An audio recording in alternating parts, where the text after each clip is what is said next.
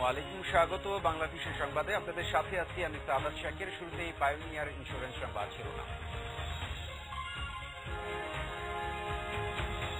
তত্ত্বাবধায়কের দাবি মেনে শুভ বুদ্ধির পরিচয় দিন, না হলে এক দফা আন্দোলন শুরু করবে বিএনপি, হুঁশিয়ারি মির্জা ফখরুলের।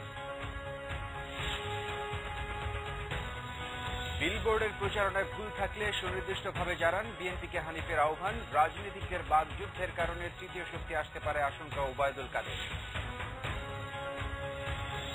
ঢাকার বাজারে জাল নোট, 12 কোটি জাল টাকা উদ্ধার, লেনদেনের সময় হাতে নাতে আটক ব্যবসায়ী।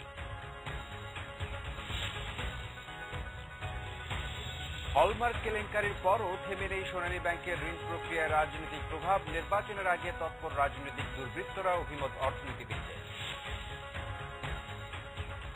শুনছিলেন পায়োনিয়ার ইন্স্যুরেন্স সংবাদ শিরোনাম। সোনামণিদের সবার পছন্দ মলফিক্স, সুস্থ শিশু, সুন্দর হাসি। এবারে বিস্তারিত। নির্দলীয় সরকারের দাবি মেনে নিয়ে শুভবুদ্ধির পরিচয় না দিলে সরকারকে এক দফা আন্দোলনের মুখোমুখি হতে হবে বলে মন্তব্য করেছেন বিএনপির ভারপ্রাপ্ত মহাসচিব মির্জা ফখরুল ইসলাম আলমগীর। 5 সিটিতে জনগণ নির্দলীয় সরকারের পক্ষে রায় দিয়েছে বলে মন্তব্য করে তিনি বলেন, 4.5 বছরে সব ক্ষেত্রে ব্যর্থ হয়েছে সরকার। আরো জানাচ্ছেন জাহাঙ্গীর আকন্দ। ডক্টর অ্যাসোসিয়েশন অব বাংলাদেশ ড্যাবের প্রতিষ্ঠাবার্ষিকী উপলক্ষে বিএনপির ভারপ্রাপ্ত মহাসচিবকে সাথে নিয়ে শহীদ রাষ্ট্রপতি জিয়াউর রহমানের মাজারে শ্রদ্ধা জানান সংগঠনটির নেতারা। পরে সাংবাদিকদের মির্জা ফখরুল বলেন, পত্রপত্রিকা এবং বিভিন্ন জনমত জরিপে দেশের 90% জনগণ নির্দলীয় সরকারের পক্ষে রায় দিয়েছে। বিএনপি জনগণের ভোটাধিকার রক্ষায় সে দাবিতে আন্দোলন করছে।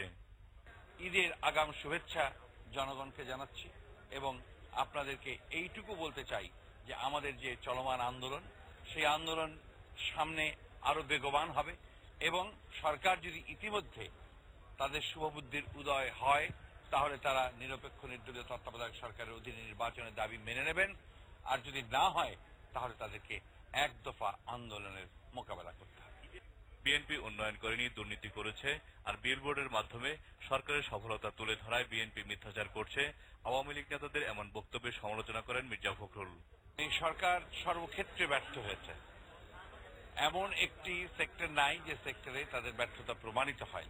বাংলাদেশের মানুষ ইতিমধ্যেই তাদের এই মিথ্যাচারগুলো বুঝে গেছে এবং সেই হিসাবে বিগত 5টি সিটি কর্পোরেশন নির্বাচনে তারা তাদের রায় দিয়ে দিয়েছে এবং আমরা গোটা বাংলাদেশের মানুষকে নিয়ে যে সংগ্রাম করছি নিরপেক্ষ নির্দলীয় তত্ত্বাবধায়ক সরকারের অধীনে নির্বাচনের জন্য, সেই নির্বাচনের প্রতি তারা পূর্ণ সমর্থন দিয়েছে।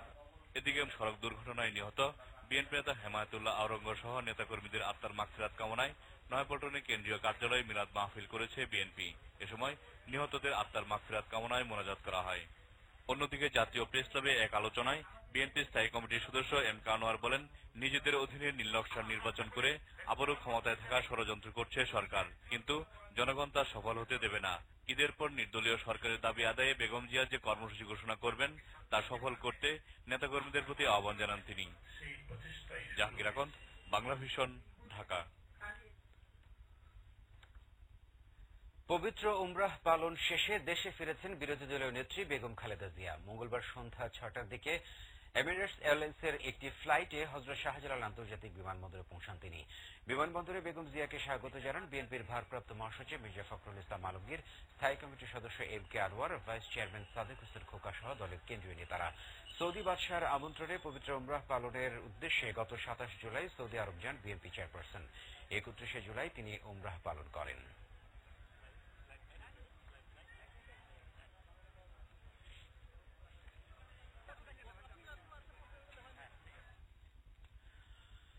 বারো ও 13 আগস্টের পরিবর্তে 13 ও 14 আগস্ট টানা 48 ঘণ্টার হরতালের ডাক দিয়েছে জামায়াতে ইসলামী। এর আগে গেল বৃহস্পতিবার নিবন্ধন অবৈধ ঘোষণা করে দেয়া হাইকোর্টের রায়ের প্রতিবাদে এই হরতালের ডাক দিয়েছিল দলটি। জামায়াতের ভারপ্রাপ্ত সেক্রেটারি জেনারেল রফিকুল ইসলাম জানান, ঈদে বাড়ি যাওয়া মানুষের ফেরার বিষয়টি বিবেচনা করে এই সিদ্ধান্ত নেওয়া হয়েছে। তিনি বলেন, অসাংবিধানিক, অগণতান্ত্রিক ও মৌলিক অধিকার পরিপন্থী এই রায়ের বিরুদ্ধে প্রতিবাদ কর্মসূচি অব্যাহত থাকবে। সরকারের অর্জন নিয়ে বিলবোর্ডের প্রচারণার কোথাও ভুল থাকলে তা সুনির্দিষ্টভাবে জানাতে বিএনপিকে আহ্বান জানিয়েছেন আওয়ামী লীগের যুগ্ম সাধারণ সম্পাদক মাহবুবুল আলম হানিফ। নইলে মিথ্যাচারের জন্য বিএনপির দুঃখ প্রকাশ করা উচিত বলে মন্তব্য করেন তিনি। ঢাকা মহানগর আওয়ামী লীগের বর্ধিত সভায় হানিফ বলেন, স্থানীয় নির্বাচনের ফলাফলে মাথা খারাপ হয়ে গেছে বিএনপির। বিস্তারিত তাইমুর রশিদের রিপোর্টে। বঙ্গবন্ধু অ্যাভিনিউয়ে মহানগর আওয়ামী লীগের বর্ধিত সভায় দলের যুগ্ম সাধারণ সম্পাদক মাহবুবুল আলম হানিফ বলেন, গত 2 বছর সরকারের বিরুদ্ধে নিরন্তর মিথ্যাচার করেছে বিএনপি, তাই বিলবোর্ডের প্রচারণায় এখন তাদের গাত্রদাহ শুরু হয়েছে। আমি এই পরিষ্কারভাবে করতে চাই, বিলবোর্ডে যে তথ্যগুলো দেওয়া আছে এই তথ্যগুলোর কোন তথ্যটা ভুল আছে দয়া করে এটা প্রচার করুন। আর যদি সেটা প্রচার করতে ব্যর্থ হন, তাহলে আপনি গতকাল যে মিথ্যাচার করেছেন এই জন্য আপনার দুঃখ প্রকাশ করা উচিত এবং জাতি সেটাই প্রত্যাশা করে। হানিফ বলেন, স্থানীয় ও জাতীয় নির্বাচন এক নয়, তাই 5 সিটির ফলাফল নিয়ে বিএনপির আত্মতুষ্টিতে ভোগার কিছু নেই।